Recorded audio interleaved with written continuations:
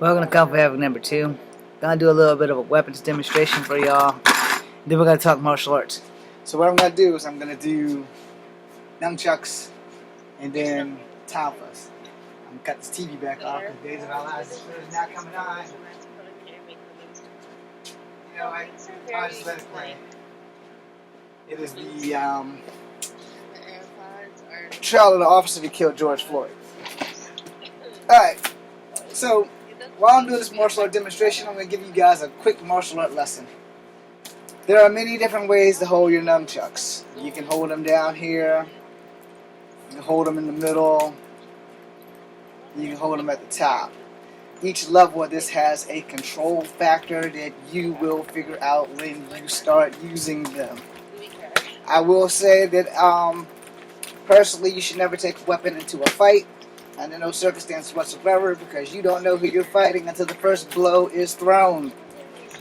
Now, as you can see, all this fancy shit that I'm doing here is just for training. I promise you, in a real fight, you're not going to get the chance to do anything but this, maybe that, yeah, because this is a tactical weapon that's not very tactical. Alright? Close range, block, strike. Now, let's be on the other side of that. Guys throwing a punch. So you're blocking and you're striking. So it would look block and then you strike. So block, you're pushing them out, and then you're striking. And that hurt like shit when the chain hit my head. But it's boom, boom. And I think I just sprained my damn wrist again. Fuck. Go on this side. Boom, boom. Now, if you're going to do Kung Fu versus Karate, and they're throwing a punch, you want to block on the outside and strike down. You're doing Karate, you want to block on the inside and strike down. Now, the reason why that looks exactly the same is because I have a muscle memory problem. And my muscle memory problem will only basically allow me to only do Kung Fu strikes. God damn it, I hit the wrong button. Again. There's got to be a way to get rid of that shit. I'm going to talk to somebody who actually knows what they're doing. Anyway, I know I'm still recording. So, the voice that you hear is Miss Crazy Legs from one of the TikTok families that I belong to anyway. So, karate is simple. You block to the outside and you counter. However, the downside of that is the other person, if they know karate, they're going to do the same damn thing. Where Kung Fu, you block to the outside and you step to the outside versus blocking to the outside and counter on the inside, which is what I should have said when I first said that in the first fucking place. But here's the difference between karate and Kung Fu. It's really minor. Outside works better for Kung Fu. So you're throwing your punch, it's a right punch, which is coming at my left side of my face. I'm going to block it and bat it to the inside of me, and I'm going to step to the outside of you. Now, I've hit you about right there, because you throw the punch, boom. Now, from there, my next move is to go in and strike. Unless I'm going to be one of those guys that's going to try to be super proficient, I'm going to block and wrap this bitch around you so that your arm is caught in here. You're watching too much fucking TV. I promise you. This shit, when you swing it around like this, it's more than likely that this is not going to fucking happen. Alright? You may think it's going to happen, and it may happen in the movies, because in the movies, that's how shit's supposed to work. And in real life, there's a good chance that when you hit them and you catch them with the chain, it's not going to do this. It's probably going to fly right back, because you BAM! You know, when you hit something solid, see that? That's probably what's going to happen. Now, in any case, if you're going to swing it at a person, you probably want it down here so that you can strike it. And the thing about striking with a nunchuck is that if you're going to hit somebody, you have to follow through. If you do not follow through, that shit can happen. You know, you BAM, and that shit comes back because you just like, bip. Yeah, that shit's not going to work. Alright, I'm just going to be honest with you. These things are great for practicing. Anything you take to a fight can be taken from you, so you kind of don't want to do that. You want to go to a fight, you want to go in there just like this. So, I'm going to go through some Kung Fu blocks and some Karate blocks, alright? So we're going to start with Karate first, because I'm starting the second Karate. So, first and foremost, adaptation. If you're not learning how to adapt in a fight, you're going to die. Alright? Simple as that. You're going to die. So, If you're doing karate, you know you're taught the outside block. You know you're blocking, and then you're taught a front counter punch. So boom, boom is great. The only problem is on the other side that they're gonna boom and they're gonna counter. So you're gonna be boom, boom, and they're gonna be boom, boom, and so they're gonna be blocking and countering all day. And that's part of the defect of karate. Where with kung fu, when I throw this block, it's going to brush you to the outside. That sets me up for my next move, which is a break, where karate and kempo kind of combine. So I'm breaking your elbow, I'm sliding down, and I'm hitting you in the throat, or I'm hitting you in the rib, or the kidney, or the liver, depending on what side. Because most people are right-handed, so they jab left first, which means I should have gone to this side, break, and then strike. Right? If you're learning Wing Chun, you know you stand in a southpaw position. Right? If you're learning karate, you're going to stand in the standard position. So whichever you choose to stand in, that's going to be the standard of how you are going to fight. Switching your fighting styles is very fucking important because you need to learn how to adapt in a fight. If you do not know how to adapt in a fight, you kiss your ass goodbye because you're going to sleep. Simple as that. So with karate, you're blocking and countering. So when you block and you counter, if the other person knows karate, they're going to block and they're going to counter. Pretty much the same fucking song and dance that you've seen before. So now you got to learn how to adapt that shit. So if you can combine your karate and your kung fu or your kempo, you'll be in a little bit better shape. So you're going to block to the outside. You're going to break an elbow. You're going to slide down the arm and strike in the throat. Because if a person can't breathe, they can't fucking hurt you. And the bigger they are, the harder I'm going to hit them. So therefore, you're blocking and you're striking. You're going to block this way and catch the break. The opposite of what I've been teaching, which is when you throw it this way, I'm stepping on this side, I'm pushing here, I'm pulling here. But that's what this is going to do. So I'm going to pull on this side and I'm going to push at the elbow. But since I caught it this way, I got a pretty good chance of getting locked up. Because they can lock here and pull me back. So fuck that shit. When you grab and you break, you slide. It's a whole lot easier to come at the throat or to come at the liver or the kidneys versus trying to be some slick ass motherfucker that's going to block this way, elbow, and then judo throw. That's great now, but I left my whole left side open for that person's left side to eat my ass alive. So if you're going to do kung fu, you're going to get to the outside. If you're going to do karate, it's going to be a bunch of blocks and counters, which is going to cause fucking problems for you. If that person's better with karate, if that person's a little bit faster, if that person's a little bit stronger. Now, they may not be able to fight their way out of a wet paper bag, but at that same fucking time, a lucky punch is a lucky punch. Any weapon that you bring to the fight, expect that shit to be used on you. So leave that shit at home. These weapons cannot be used against you if you know how to fucking use them properly. You have 5 digits on each hand. Same thing with your feet. You're not going to kick your shoes off in a fight. And if you have to paintbrush a motherfucker, you need to set their shit up. So when you set them up, if you're going to front kick their shit, then you're going to turn your hip. So after you've done your front kick, this shouldn't have gone back down, but since it's in the position for talking, it went down. So you set back. Your left leg is your standing leg. So you're going to take your right leg and you're going to go across. And you're not going to stop there because you're paintbrushing your shit. So you're here, here, here, here, here. 9 times out of 10, you're going to do that with the standard leg that is your better kicking leg. If your better kicking leg is your left leg, which is not my better kicking leg due to my hip replacement, but I'm still going to do the fucking shit. So I did stance, boom. From there, it's just going to go back, forth. And that's pretty much the gist of it. Except for my standing leg, it's not this leg. Now, before my hip replacement, my left-legged tornado kicks were way better. And they suck. You're not going to do a tornado kick in a real fight. You can attempt that shit in UFC. You can attempt that shit in tournament karate. On the streets, shit's a whole different ball game. Because you need basic shit for street fighting. No matter what you watch on TV, here's real life. The guy's running at you, boom, you got a front kick. That's your best shot. Because he's got momentum and an opening. He's coming, boom. That first front kick should do it if you hit your target. This should be your target. Fuck kicking a person in the face. Kick them dead in the sternum. They can't breathe. They can't fight. You hit the sternum, they're coming over. If you want to be dirty, low kick to the nuts. When they hit the nuts, they're going to automatically go down. Unless they're wearing a cup, then you have a problem. But if they're not wearing a cup, most people don't walk around with a cup on all fucking day long. That's one of those insane people who think you're going to get kicked in the nuts all the time. So, kicked in the nuts, grab the back of the top of the head, knee to the face, fight's done. Also, in remembrance that you can also be the victim of that if you're not fucking careful.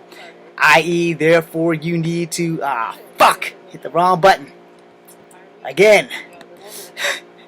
I hate technology.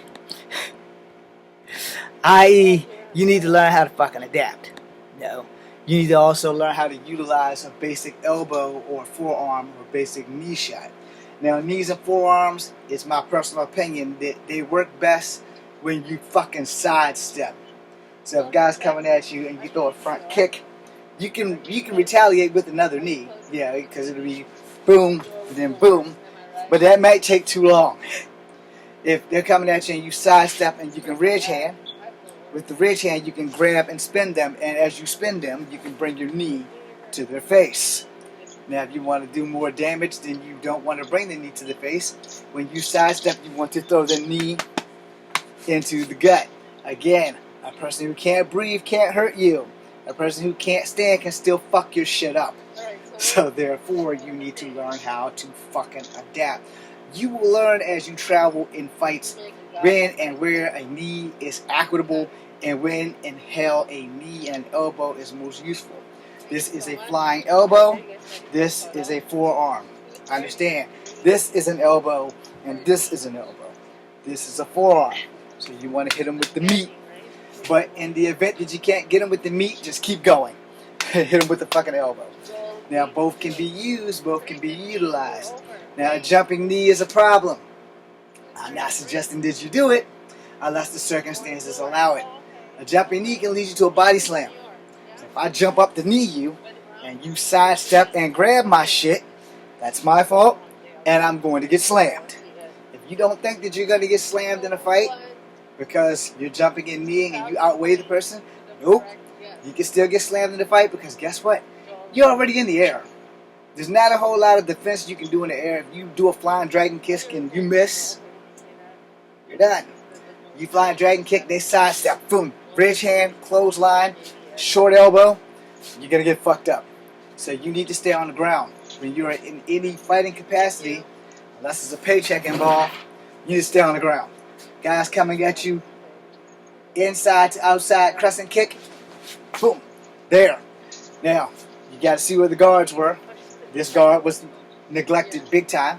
This guard was right behind the kick. So that if I miss the kick, I can still block a punch. But that crescent kick puts them in the direction that I want them to be in so that I can set them up for my next move. Unless I get blessed and the crescent kick knocks them the fuck out. Not going to happen. Not for me. Not with this leg. However, I could be baiting you.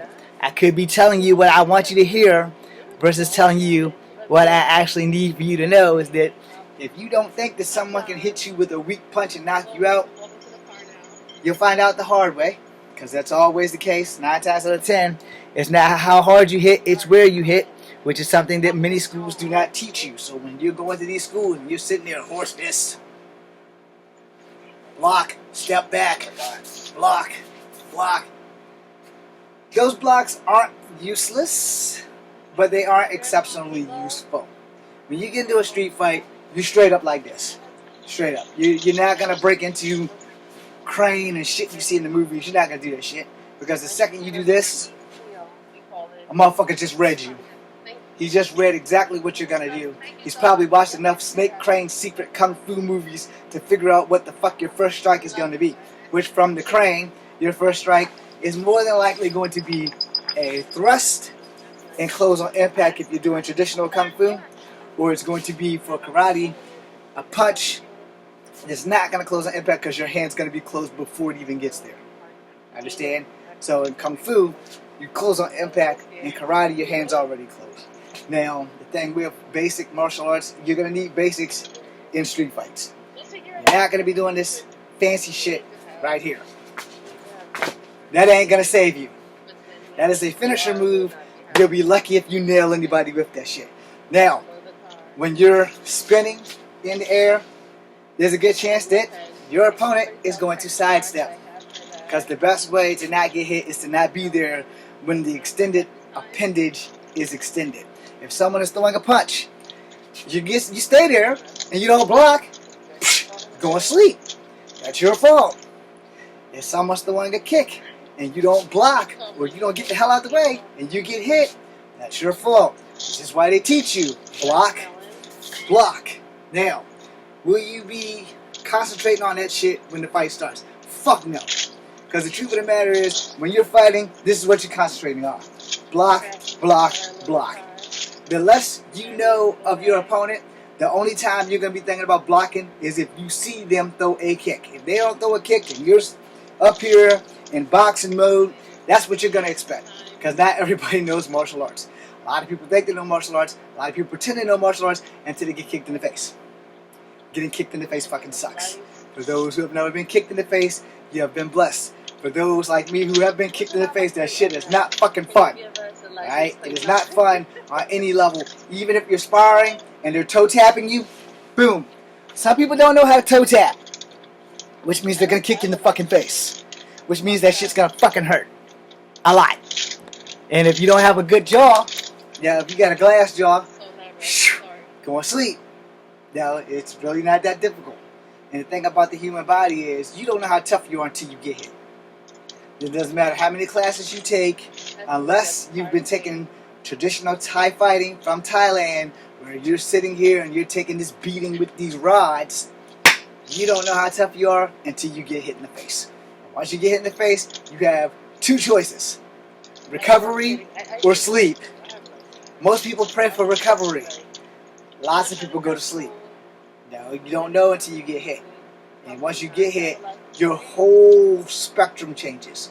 Everything changes. Your senses heighten. You wake up really, really fucking quickly, unless you literally have been put to sleep. When you get tagged, you be like, oh hell no, I'm not getting that shit again. You're gonna know, hey, I've been tagged and that shit hurt. So I'm not gonna let this motherfucker tag me again. So you're gonna stick to basics. You sit there, jab, jab, uppercut, jab, jab, uppercut, jab, jab, cross. Sometimes motherfuckers only use one fucking hand for every fucking thing. Block, strike, block, strike, block, return. And you gotta understand how this shit works. There's some people who only use defensive and countermeasures. So if you're throwing a punch, and I block. You throw a punch, I block. I block, I block. And I just keep blocking until I can set you up to get that strike in. The reason for that is my defense is all I've got. If I don't have a good offense, I can still beat your ass with defense. The problem is, I gotta know how good your defense is. And my goddamn defense gotta be just as good to keep you from fucking my shit up. As they always say, a good defense is the best offense. Or the best offense is a good defense. It just depends on who the fuck's teaching you what. The problem with that is, sometimes the people who are teaching you shit ain't never been in no fucking fight. That's a problem. And yet they have a black belt system. Alright? Understand how that works. If you're coming out of a dojo and you've been fighting in the streets most of your life, belts don't mean shit. They help you in the dojo. Oh, I have a yellow belt. I'm a good motherfucker against yellow belts. Oh, I have a black belt. I'll beat your ass. The belt will lead you to an ass whooping. So don't get too cocked up on your fucking belts, because I've beaten black belts. So you have to understand how this shit works. It's just a belt. That's all it is. But I also didn't take martial arts to get a belt. I took martial arts so that when I find someone who knows Tiger, I can match their ass. Boom, boom, boom, boom, boom. I got him. If I find someone who knows Dragon, because Dragon is wisdom, so most of the Dragon strikes are actually going to be blocks, more like Kempo. Because the Dragon is wisdom, it waits for its moment to strike. Where the Tiger doesn't give a shit, and it just strikes at everything that moves. It's hungry, it's aggressive, it's an attacker. The Dragon is wisdom.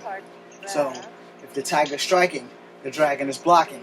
If the Dragon is striking, the Tiger is evading and trying to strike at the same time. And people would say that the Tiger was more of the style that you would want to learn. Here's the thing, doesn't matter what style you learn, it matters who you are in the fight. Because you can be a great martial artist, go to sleep. Because you might fight somebody who's never fought a day in their life and they can get really fucking lucky. Bip! Yeah, that one good uppercut, your ass is out. Motherfucker ain't never been in a fight. but he beat the baddest motherfucker on the block. Now everybody knows that's that bad motherfucker right there, because he beat the baddest motherfucker that we know. And it happens. It can happen to anybody at any given moment in time. And the thing is, if you're walking around and thinking you're a badass, you'll find out whether you are or not when that first punch is thrown. Now let's say if you're gonna do southpaw boxing. Boom, boom, boom. Alright? Wing Chun is pretty much the same thing, except for most people are right-handed. So if you're doing Wing Chun, boom, boom, this block, that's what this is for. So this is my strike, this is my block. Strike, block, trap your hands, boom. You know, this hand shields all of this shit. So low Gung Fu kick there, or a low Wing Chun kick. So boom, I'm blocking, and I'm blocking here, so it's a double block. I can Gung Fu kick, and then I can strike. Or I can strike, then strike, I can pull, but this is my primary block. You wouldn't think that because of the way that I'm standing. So the way I'm standing, boom, that's my first thrust strike. Or if you throw a punch, this one stops it, and this one stops it if this one misses. So I miss, I'm here. But if I push off and you punch, and I punch here and catch it, it's not going to be in the movies. Because in the movies it's going to be cool, but in real life this is just to stop you from hitting me when this bitch misses. So if I miss and you slide under, that's what this is for. It's to block this whole wall right here. So boom, boom for Gung Fu and Wing Chun versus boom, boom for southpaw boxing. Because boom, boom, boom, I'm going to come in. Understand? Now, in a fight, everything can go wrong. Everything can go wrong. So you don't go in with an Omega plan. You don't go in thinking you're an Omega level mutant and you're just going to kick everybody's ass. It don't work like that. Because if you're fighting somebody who actually knows what the fuck they're doing, you have a problem. Yeah, beginner's luck. Yeah, that could be a thing. Yeah. I just said that 3 minutes ago. But now let me hit you with reality.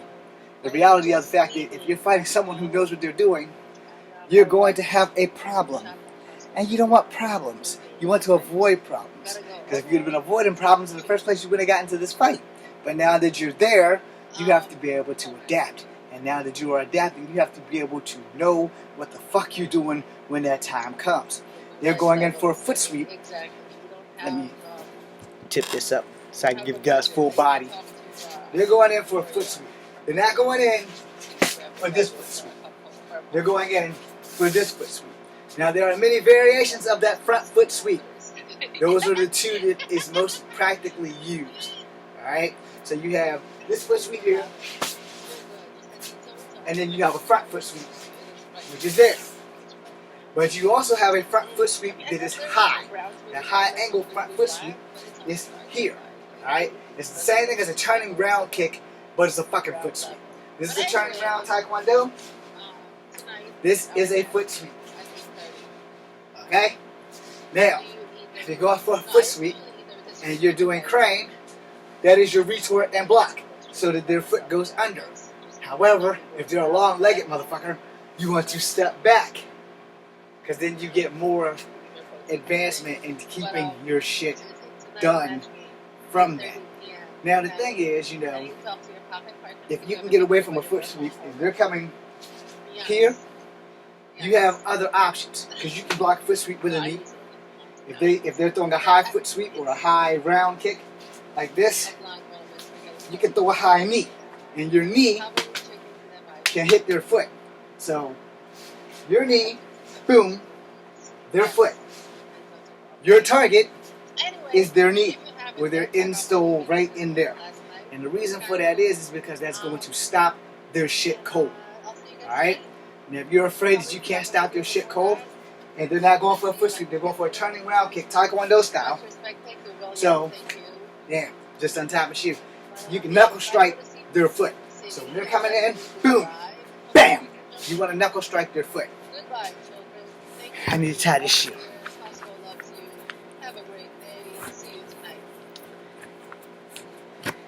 Donna, you've made it to my video. And she disappeared. Okay, that's good. Now I can get back to the whole thing. Shout out to Donna and the TikTok crew. Excuse me, TikTok crew. Now we can get serious. Alright. So, when they're throwing that fucking front round, now a lot of martial arts teachers don't teach you to target punch or target strike. That is a big fucking mistake. Alright? Because here's that thing about a fight. If you don't have a target, god damn it if I didn't do it again. I gotta find, I'm gonna have to get Omar to set that shit so that I can stop having to click on this fucking settings shit. It's like the 4th time in this video that this has happened. But yeah, I teach targeting for a reason. Alright? So when I tell you that if they're turning a round kick and your target is that, when they're doing this kick, they're doing that. You have some targeting that you need to understand what fucking works. Alright? Because you can foot sweep their shit when they're here and you kick this foot from under their ass because you'll be here, so you can block and kick the knee, or you can, when they're throwing their kick, you can sweep under their ass, and you know, that's good and dandy too. But you also got to be remembered that they're already in motion of throwing that kick. There's a good chance that your foot sweep might get you kicked in the head. But if you target the knee, they're here, so they're on this side, you're throwing this kick here, you're on this side, boom, you're punching and you're stepping back. And the reason why you're punching at that knee and stepping back, because you're about to eliminate one of their primary weapons. Alright? If they're coming on this side, boom, they're turning around, and you're on this side. You can catch the foot, you can punch the knee, you can do some targeting that's going to stop them, and most of the reasons it's going to stop them is because of their fucking momentum. Because their fucking momentum, boom, they're coming in hot. You have options, and your options is straight. When they're throwing that kick, bow, yeah, you can get back from that knee, boom.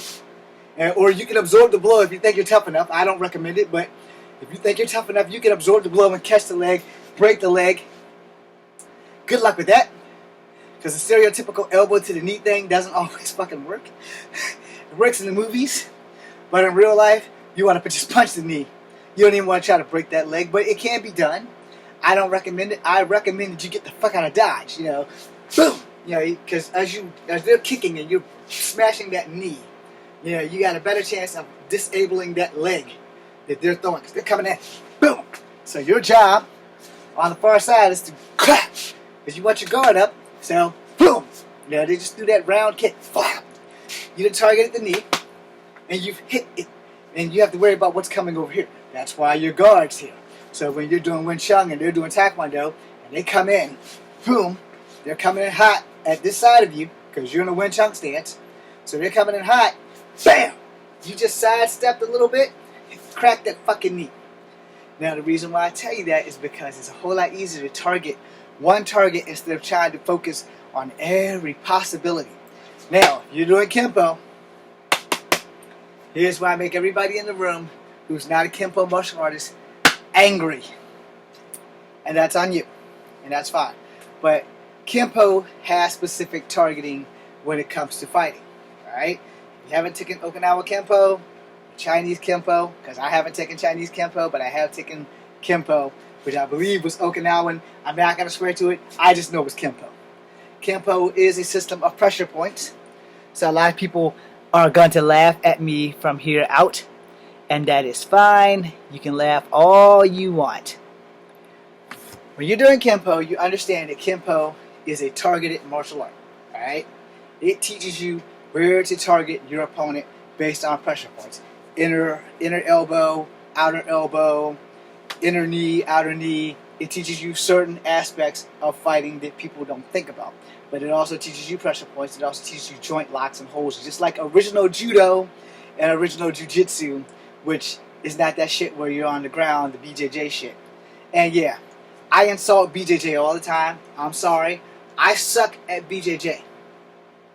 But I can still use it to whoop your ass, because I'm not going to follow the BJJ guidelines on if you're on top of me and side mount and all that other shit. Then I already fucked up.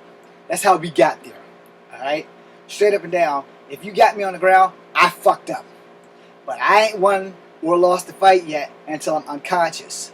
So there's still a good chance for me to recover, because I'm on the ground. Alright? And 9 times out of 10, someone's trying to make you tap when they're doing BJJ. Even if they're just practicing, they're still trying to make you tap. And that's part of the game. You know, it's part of the game. Tap out. There's nothing wrong with it. I'm going to tell you right now, the truth of the matter is really quite fucking simple. Alright. I don't know if you guys can see this. So, I'm going to put this on the ground. We'll bring the machine to the ground too. Alright.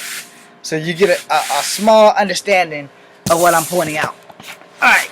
So, I'm like this, and you're across me this way. I'm holding my arms so that when you are trying to go this way, so you're going to get this arm free, and my arms are going to be between your legs, and you're going to hinge over and hyperextend my elbow. Now, what I learned in the Army was not to let that happen, one. And number two, in the Army, the guy sitting across me like this, had me like this. I was supposed to C-clamp the shit out of him and roll him. Alright, so I could do it this way and roll him. Now, the guy I was with was like 3 times my size. He was like 6'5", every bit of 300 pounds. I know I change it up every time, but it's an exaggeration. He was definitely 6'5". He was definitely at least 250. And I couldn't roll him.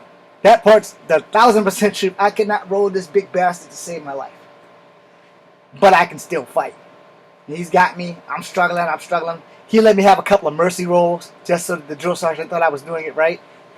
So he's like, I'm not going to let you mercy roll me this time. So I was like, okay. So he's got me by the lapel, and I'm doing the C-clamp bullshit. So I dropped my arms. I slid him under his ass. Bam!